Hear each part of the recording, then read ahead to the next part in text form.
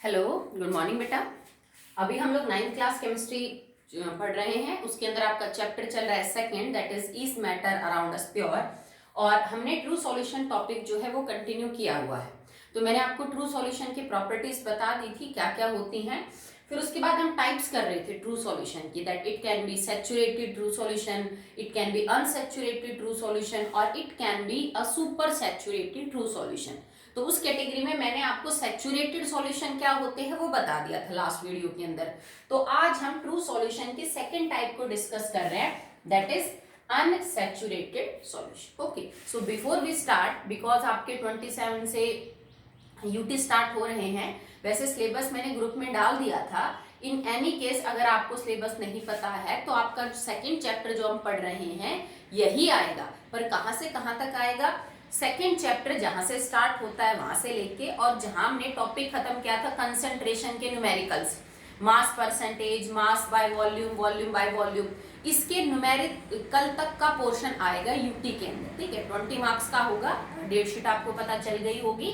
सो concentration के numericals तक जहां मैंने वीडियो में करवाया है जितना, उतना आपके यूटी के अंदर आएगा। Okay, and one thing make it clear बेटा कि यूटी हर बच्चे को कंपल्सरीली देना ही देना है, चाहे नंबर आपके कम आए चाहे ज्यादा आए, अपसेंट नहीं होना है किसी भी यूटी में। ओके, चलिए तो स्टार्ट करते हैं अपना टॉपिक। अनसैचुरेटेड सॉल्यूशन क्या है? सैचुरेटेड सॉल्यूशन थे जिनके अंदर आप और ज्यादा सॉल्यूट ऐड नहीं कर सकते थे। A saturated solution is solution in which no more solute can be added, मतलब जितना मैक्सिमम सॉल्वेंट घोल सकता था उतना घोल चुका सॉल्यूट को, ऐसा सॉल्यूशन सैचुरेटेड है। तो ए solution in which more solute can be added is known as unsaturated solution। अगर कोई सॉल्यूशन ऐसा है जिसमें और सॉल्यूट घोला जा सकता है तो आप उस सॉल्यूशन को क्या बोल दोगे? Unsaturated solution at a given temperature. At a given temperature, ये नहीं कि गर्म कर दिया और फिर ज्यादा घुल गया, वो तो सैचुरेटेड में भी होता है कि आप किसी सैचुरेटेड सॉल्यूशन को अगर थोड़ा और गर्म करेंगे तो थोड़ा सा सॉल्यूट और घुल जाएगा, वो नहीं, किसी गिवन टेम्परेचर पे। जैसे मान लो 25 डिग्री सेल्सियस के ऊपर मैंने 100 ml वाटर में 20 ग्राम NaCl को डिसॉल्व किया। ठीक है, 25 डिग्री टेम्परेचर के ऊपर 100 ml water contains 20 gram of NaCl। ठीक है, अब आपने क्या क्या सेम टेम्परेचर रखा, 25 डिग्री सेल्सियस, वही आपका 100 ml वाटर है, और आपने 10 ग्राम सॉल्यूट और ऐड किया इसमें, मतलब अब 20 प्लस 10 30 हो गया टोटल, और हमने इसमें 30 ग्राम NaCl ऐड किया, और जो एक्स्ट्रा 10 ग्राम डाला नमक, हमने देखा कि 20 ग्राम तो पहले ही घुल रहा था, ये जो 10 ग्राम डाला ना ये भी घुल गया। इसका मतलब आपने ना सॉल्यूशन को हीट किया ना ठंडा किया, कुछ नहीं किया, टेम्परेचर तो बदला ही नहीं हमने। तो जो आपने 10 ग्राम और डाला वो डालने के बाद घुल गया, इसका मतलब सॉल्वेंट में अभी गुंजाइश है डिसॉल्व करने की। ठीक है, तो इस सॉल्यूशन को आप अनसैचुरेटेड बोलेंगे। किसको? इसको। This solution is known as unsaturated solution. अब हो सकता है कि 30 के बाद भी और गुंजाइश हो। अब तुमने क्या नोटिस किया कि 30 के बाद खाली ये 6 ग्राम और ऐड कर पाया बस, मतलब 36 ग्राम मैक्सिमम घोल पाया 25 डिग्री सेल्सियस पे 100 मिलीलीटर पानी। सिर्फ बता रही हूं समझाने के लिए। ठीक है, तो 36 ग्राम के बाद अगर आपने और डाला तो वो डिसॉल्व होना बंद हो गया, वो घुल ही नहीं रहा, अब पानी नमक को और घुल ही नहीं रहा। तो जब 36 ग्राम 25 डिग्री सेल्सियस पे 100 ml पानी के अंदर होगा, ये सॉल्यूशन सैचुरेटेड होगा।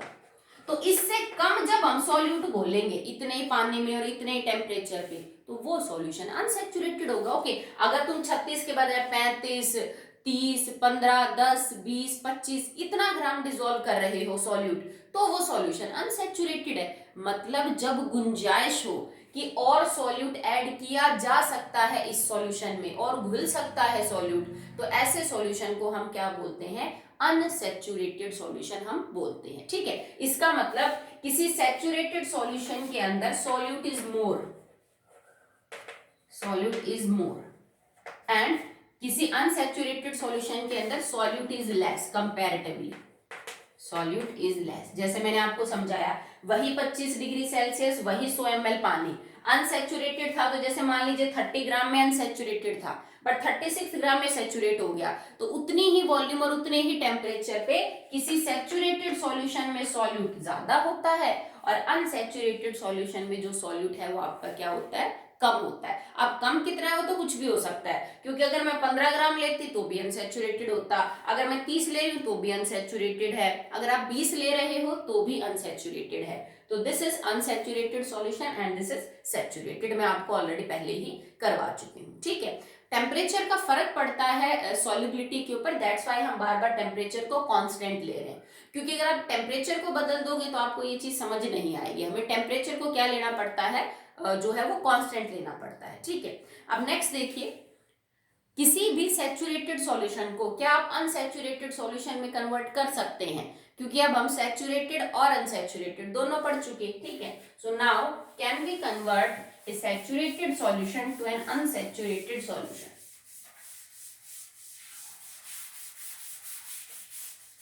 तो देखिए, how can we convert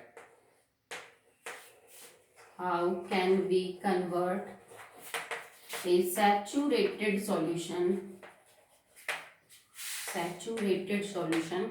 into unsaturated।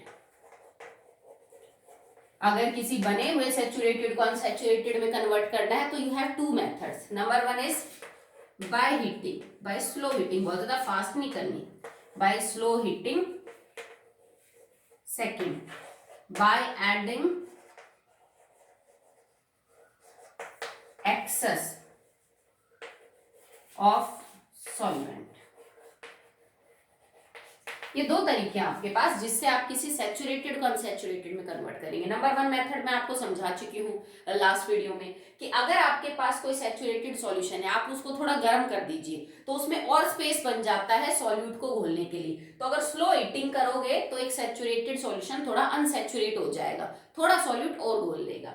Second है by adding excess of solvent. इसका क्या मतलब है, जैसे अभी जो एग्जांपल हम देख रहे थे कि 25 डिग्री सेल्सियस पे मान लो 100 ml वाटर में मैक्सिमम 36 ग्राम NaCl घुल सकता है। ये इतना करने के बाद ये सैचुरेट हो जाएगा आपका सॉल्यूशन NaCl के साथ। मैंने क्या किया, बाहर से 50 ml वाटर और ऐड कर दिया, तो क्या ये सॉल्यूशन सैचुरेट ही रहेगा? बिल्कुल नहीं, क्योंकि 100 ml पानी मैक्सिमम अपने अंदर 36 ग्राम नमक घोल सकता था 25 डिग्री सेल्सियस पे। तुमने पानी और ऐड कर दिया तो अब तो सॉल्वेंट ज्यादा हो गया। अब ये 50 ml जो पानी तुमने ऐड किया ये भी तो सॉल्यूट को घोल सकता है ना। तो अगर आप सॉल्वेंट ही फालतू डाल दो बाहर से, तो जो सॉल्यूशन सैचुरेटेड है उसमें थोड़ा सा सॉल्वेंट और मिला दो, तो अब और सॉल्यूट जो है वो क्या किया जा सकता है, घोला जा सकता है। ठीक है, तो दो तरीके हैं, या तो गर्म करके या फिर बाहर से आप जो सॉल्वेंट है उसी को क्या कर दीजिए, आप डायरेक्टली ऐड कर दीजिए, तो आप इसको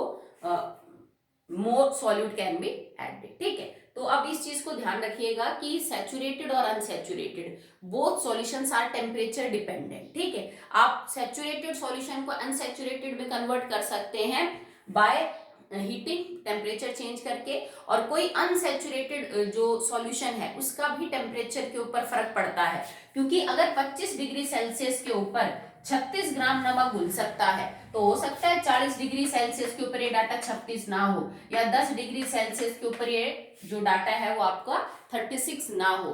टेम्परेचर बहुत स्ट्रॉन्ग इफेक्ट डालता है किसी भी सॉल्यूट की सॉल्युबिलिटी के ऊपर। ठीक है, आई होप आपको समझ में आ गया होगा। ओके, सो सिंपल सी बात है, अगर और सॉल्यूट डिसॉल्व हो रहा है सॉल्यूशन में देन इट इज अनसैचुरेटेड, अगर और सॉल्यूट डिसॉल्व नहीं हो रहा सॉल्यूशन में then it is unsaturated solution. Okay, आगे देखिए,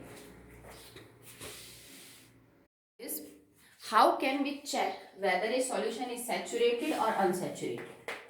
How to check if a solution is saturated or unsaturated?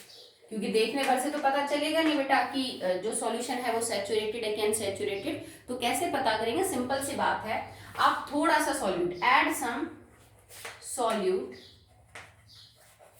To the solution.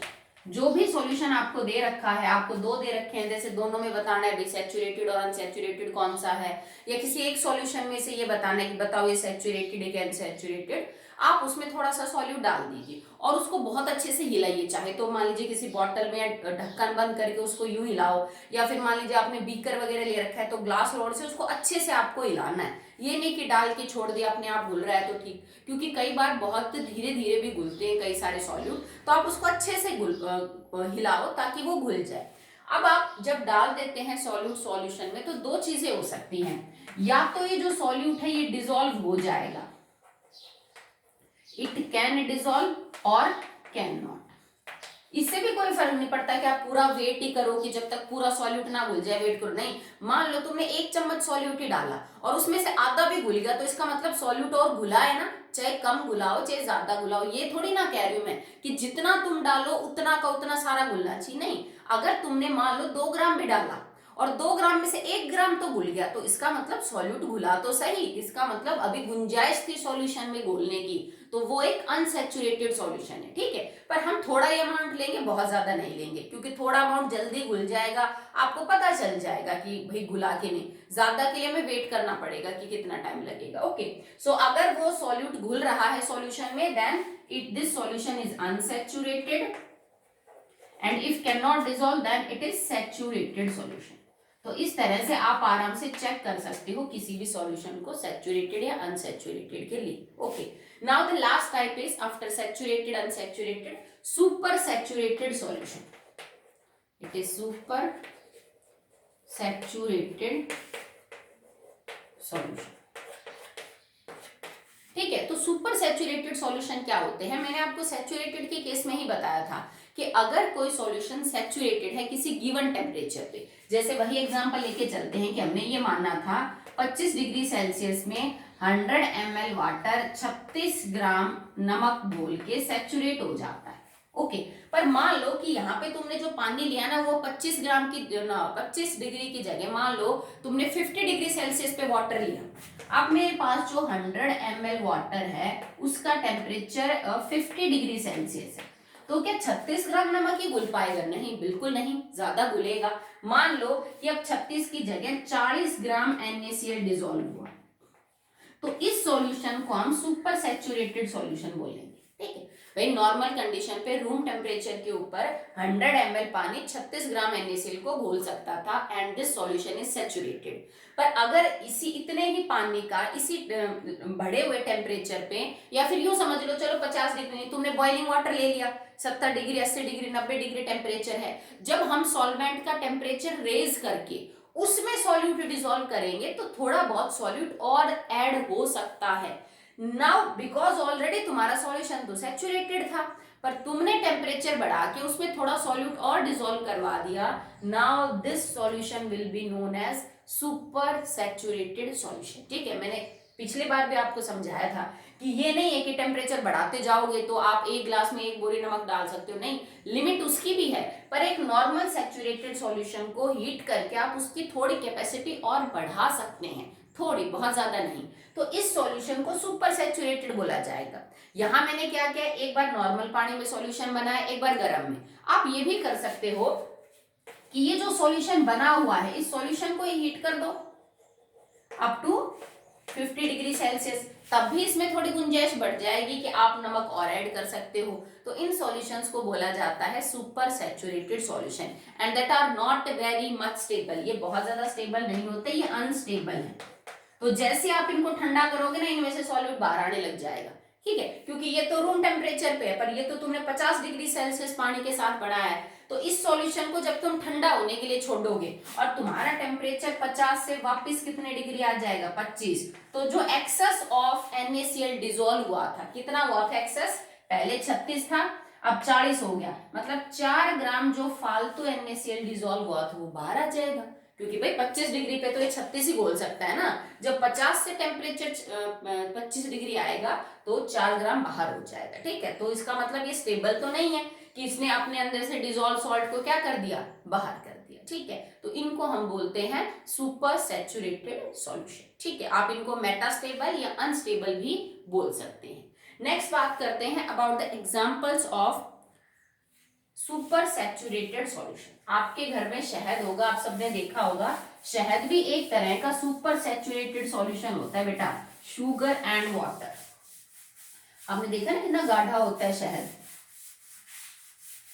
So now the examples of super saturated solution.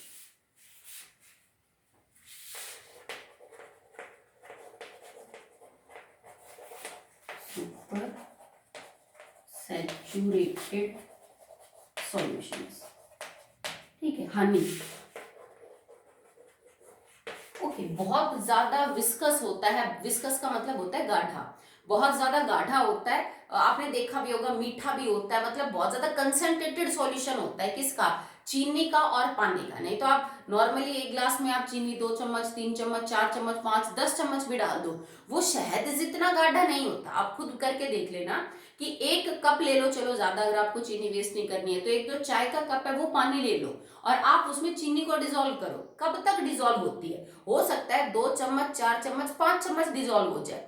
उसके बाद भी जब तुम्हें लगे कि हाँ हमने तो पानी का और चीनी का सैचुरेटेड सॉल्यूशन बना लिया, तो क्या उसकी विस्कोसिटी, उस सॉल्यूशन के गाढ़ेपन को क्या तुम शहद से कंपेयर कर पाओगे? बिल्कुल नहीं। You can try it at home, okay, कि वो सॉल्यूशन उतना गाढ़ा नहीं बन सकता जितना गाढ़ा शहद होता है, ठीक है। इसका मतलब क्या हो भाई, सॉल्यूशन तो मैंने भी सैचुरेटेड बनाया है, ठीक है। आप क्या करो, इतना सा, मतलब एक, जैसे आपने 1 कप लिया, 1 कप में आप इस लेवल तक शहद को भरो, ठीक है, और इसी कप में सेम साइज का है आपका, और इसी लेवल तक एक बार आपने जो बनाया है शुगर प्लस वाटर, उस सॉल्यूशन को आप भरो, और यहाँ आपने हनी ले रखा है, ठीक है। आपने लेवल सेम ले रखा है दोनों में, आपने उतना ही पानी डाल के उसमें चीनी, क्योंकि शहद में कुछ नहीं बेटा, चीनी और पानी होता है। हाँ, चीनी अलग अलग टाइप की होती है, सुक्रोज के अलावा भी बहुत सारी शुगर्स होती हैं, आप सुक्रोज ही पढ़ते हो, ठीक है। तो शुगर कई टाइप की होती है, तो इसमें डिफरेंट टाइप ऑफ शुगर पानी के साथ है। आप जितना मर्जी इसमें चीनी घोलने की कोशिश कर लो,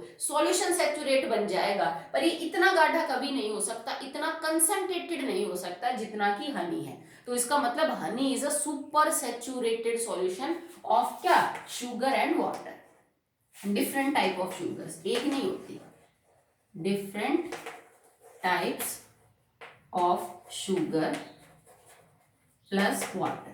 अब ये मत कहना कि मैडम चीनी तो एक ही टाइप होती, नहीं बेटा, चीनी यूं समझ लीजिए आपकी शुगर तो एक क्लास का नाम है, क्लास ऑफ कंपाउंड का नाम है, ठीक है, जिसमें से जो आप चीनी यूज करते हो घर में उसको हम सुक्रोज बोलते हैं, और जिसका फॉर्मूला है C12H22O11। इसको आप थोड़ा सिंपल यूं करिए, जैसे मान लीजिए आप 9th क्लास में हैं, 9th A के अंदर 30 बच्चे हैं, ठीक है, तो अगर मैं 9th क्लास बोलूं तो वो तो पूरा एक ग्रुप हो गया। अगर मैं उसमें किसी एक बच्चे का नाम बोलूं, जैसे राहुल है, ठीक है, तो राहुल उस ग्रुप में से एक बच्चा है जो अकेला, जिसकी खुद की पहचान है। पर अगर मैं सिर्फ 9th बोलूं तो 9th में तो बहुत सारे बच्चे, कोई भी हो सकता है। तो शुगर एक क्लास है कंपाउंड की, जिसमें से जो चीनी आप घर में यूज करते हो वो एक खाली उसका एग्जाम्पल है। जैसे अगर मैं यूं कह दूं सॉल्ट, तो सॉल्ट का मतलब कभी भी खाने वाला नमक नहीं होता है।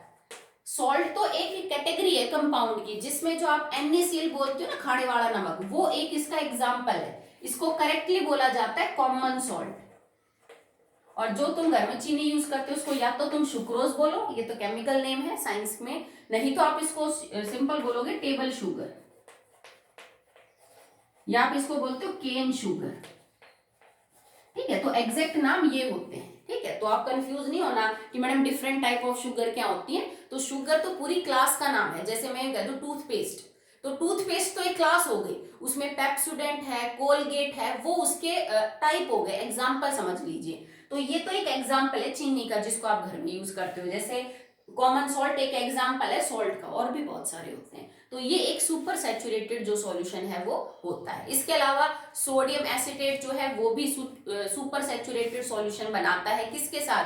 With thiosulphate. So sodium acetate, मैं अभी इनके फॉर्मूले नहीं लिखवा रही हूँ बेटा आपको, क्योंकि आपको 10th में समझ में आएंगे, अभी तुम्हारे लिए सब नया है, क्योंकि अभी तो तुम ये भी नहीं जानते कि हाइड्रोजन, ऑक्सीजन, हीलियम, इन सबके सिंबल भी क्या होते हैं। सो मैं अभी नहीं लिखवा रही हूँ। 3rd और 4th चैप्टर में जब हम एलिमेंट्स को डिस्कस करेंगे कि किस एलिमेंट का क्या सिंबल है, तब तुम्हें इनके फॉर्मूले समझ आएंगे। तो रिवीजन पे आपको मैं ये करवा दूंगी, ठीक है। तो सोडियम एसीटेट प्लस थायोसल्फेट, अगर इन दो कंपाउंड्स को मैं आपस में मिक्स कर दूं तो ये दो कंपाउंड भी कैसा सॉल्यूशन बनाते हैं, that is super saturated, that will make the solution super saturated. ठीक है, तो ये जो सॉल्यूशन है आपके पास, इनके बाद next is the exception in this category. So अभी तक हमने यही पढ़ा कि किसी भी सुपर सैचुरेटेड सॉल्यूशन को अगर आप ठंडा करते हो तो वो स्टेबल नहीं है बहुत ज्यादा। जब आप उसको ठंडा करोगे गर्म टेम्परेचर से तो उसमें से जो एक्सेस सॉल्यूट डिसॉल्व हुआ था वो बाहर हो जाता है। बट कुछ केसेस के अंदर ऐसा देखने को नहीं मिलता, जैसे कि ग्लोबर सॉल्ट है। एक सॉल्ट होता है जिसका कॉमन नाम है ग्लोबर्स सॉल्ट और इसका फॉर्मूला है Na2SO4.10H2O। इसको हम लिखेंगे सोडियम सल्फेट डेकाहाइड्रेट। ठीक है, तो इसको मान लीजिए आपने इसका सैचुरेटेड सॉल्यूशन बना लिया और सैचुरेटेड सॉल्यूशन बना तुम्हारा 60 डिग्री सेल्सियस पे। अब तुम इस सॉल्यूशन को ठंडा करते हो तो this solution on cooling does not give excess of solute outside the solution या आउटसाइड फ्रॉम सॉल्यूशन। मतलब अगर आपने Na2SO4 का जो सॉल्यूशन है वो बना रखा है, ठीक है, और सैचुरेटेड बनाया, फिर सुपर सैचुरेटेड किया उसको, पर इस सॉल्यूशन को अब आप ठंडा कर रहे हो तो ये ऐसे बिहेव नहीं करेगा कि अपने अंदर से जो एक्सेस ऑफ सॉल्यूट डिसॉल्व किया था सैचुरेटेड के बाद सुपर सैचुरेटेड बनने के दौरान, उसको ये बाहर कर देगा। ठीक है, तो ऐसा कुछ भी नहीं करेगा। अगर तुम इसके कारण की बात करो तो रीजन बेटा इसका ये होता है कि जरूरी नहीं होता, it is not always necessary, it is not always necessary that on increasing temperature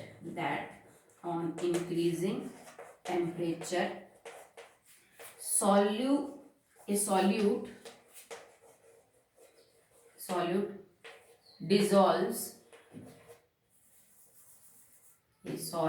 dissolve more in solution।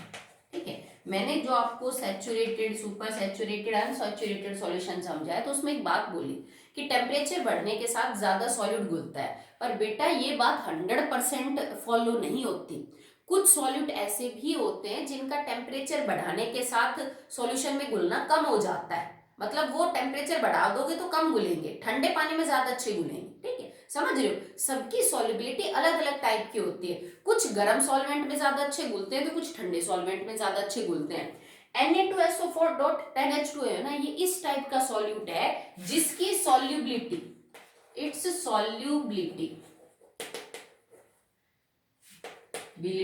Decreases with increase temperature. अगर आप टेम्परेचर बढ़ाओगे तो इसकी सॉल्युबिलिटी घट जाएगी। ठीक है, अगर मान लीजिए आपके पास ये सॉल्यूशन 40 डिग्री सेल्सियस पे है, फिर आपने इसको 50 डिग्री सेल्सियस पे कर दिया। 40 डिग्री सेल्सियस पे मान लो ये 10 ग्राम घुल रहा था 100 ml पानी में, और 50 डिग्री सेल्सियस पे ये हो सकता है 8 ग्राम घुले 100 ml पानी में। तो इसका मतलब ये हुआ कि गर्म करने पे तो ये जो है वो क्या हो जाता है बेटा, कम डिसॉल्व हो जाएगा। ठीक है, जैसे कि हम यूं कह रहे थे कि सुपर सैचुरेटेड सॉल्यूशन में क्या बोलते हैं कि ठंडा करने पे जो सॉल्यूट है वो बाहर आ जाता है, जो एक्स्ट्रा घोला था। जैसे हमने लास्ट क्या किया था कि 36 ग्राम से 40 ग्राम उड़ जाएगा अगर मैंने टेम्परेचर बढ़ा दिया, तो अगर मैं टेम्परेचर घटाऊंगी तो 40 वाला दोबारा 36 पे आएगा। ठीक है, तो 4 ग्राम बाहर हो जाएगा। यहां तो उल्टा होता है कि 40 डिग्री पे अगर 10 ग्राम डिसॉल्व हो रहा है तो 50 डिग्री पे तो 8 ग्राम ही हो रहा है। तो अब तुम इसको ठंडा करोगे, तुम 50 से 40 के ऊपर लेके आओगे तो बाहर थोड़ी ना आएगा, ये तो डिसॉल्व और हो सकता है। ठीक है, तो इसका कारण क्या है कि हम क्यों कह रहे हैं कि सुपर सैचुरेटेड सॉल्यूशन में हर बार ऐसा नहीं होता कि आप किसी भी सुपर सैचुरेटेड सॉल्यूशन को ठंडा करें तो सॉल्यूट बाहर आए। क्योंकि बेटा अगर कोई सॉल्यूट किसी सॉल्वेंट में घुल रहा है और उसकी सॉल्युबिलिटी कुछ ऐसी है कि टेम्परेचर बढ़ाने के साथ वो कम सॉल्युबल हो जाएगा, क्योंकि कोई चीज ठंडे लिक्विड में अच्छी घुल सकती है तो कोई गर्म में अच्छी घुल सकती है। ये ठंडे लिक्विड के अंदर बेटर घुल सकता है बजाय गर्म के। तो टेम्परेचर बढ़ाने के साथ इसकी सॉल्युबिलिटी कम हो जाएगी। जैसे जैसे तुम सॉल्यूशन का टेम्परेचर बढ़ाते जाओगे तुम्हारा जो सॉल्वेंट है वो कम घुलने लग जाएगा। इसका मतलब क्या हुआ, आप इस चीज को यूं देखिए, आई होप आपको समझ में आ गया होगा। It is not necessary always कि हमेशा टेम्परेचर बढ़ने के साथ सॉल्यूट ज्यादा ऐड हो सॉल्यूशन में। बहुत बार उल्टा भी होता है कि टेम्परेचर बढ़ने के साथ सॉल्यूट कम होता चला जाता है सॉल्यूशन। ठीक है, अब इसको एक एग्जांपल से क्लियर करते हैं।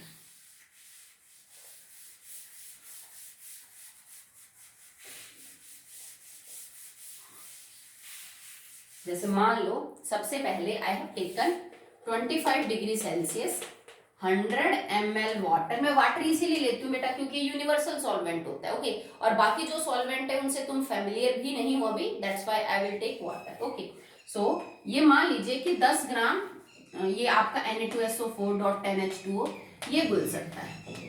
ओके, अब मैंने टेम्परेचर 35 डिग्री सेल्सियस लिया, सेम कंडीशन, बट अब ये 8 ग्राम रह गया।